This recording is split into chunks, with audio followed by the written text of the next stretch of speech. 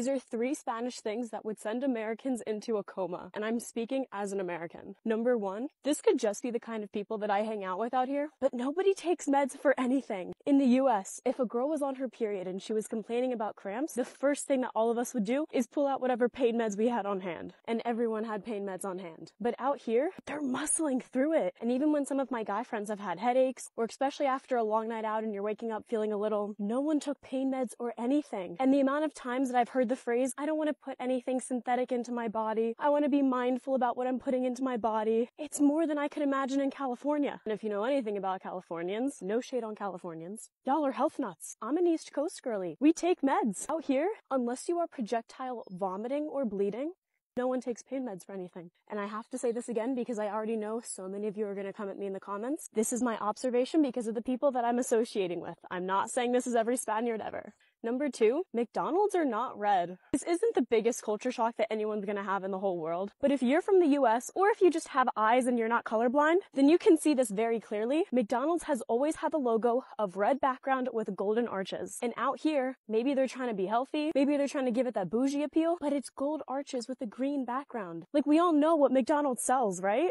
It looks classy, I'll give them that. And what it's kind of giving is the New Year's New Me health nut vibe, but we all know that McDonald's is not her. When you think of McDonald's, you think of, okay, drunken night out, I need something to soak it up. You don't think of, oh, let me go get a salad. Or at least that's the inner American in me talking. But never have I ever, and never will I ever, associate McDonald's with health. And I just think it's hysterical that you have the green background. And number 3, Spaniards, you comedically grind to a halt when it comes to pedestrians waiting at the crosswalk. In the US, we have signs that say yield to pedestrians. Nobody yields to pedestrians. And let's be honest, we've all been that kind of driver that has seen a pedestrian and thought, nah, fuck it, I have somewhere to be. So there are people that do respect the rules of the road, there are people that don't respect the rules of the road, but as a pedestrian who walks pretty much everywhere, I still have yet to meet a Spanish driver who has not let me go when they've seen me waiting at a crosswalk. And the amount of times that I felt so bad because it sounded like they hurt their own tires grinding to such a halt, it's just too much to count. It happens so often. And I'm definitely not complaining. I'd rather you grind to a halt than hit me, obviously, but it's just funny to see the difference. Because in the US, you will have those really nice drivers that say, okay, yes, you can go. And then you'll have the other drivers that are like, nah, fuck you, buddy. You don't know my life. You don't know my plans. I got places to be, people to see, things to do. So if you're thinking of coming to Spain, or if you're an American and you just touched down in Spain, these are just some things to keep an eye out for, lest you want to send yourself into a coma. And if you're Spanish and you're watching this, what are some things you think I left out that you think would genuinely send Americans into a coma?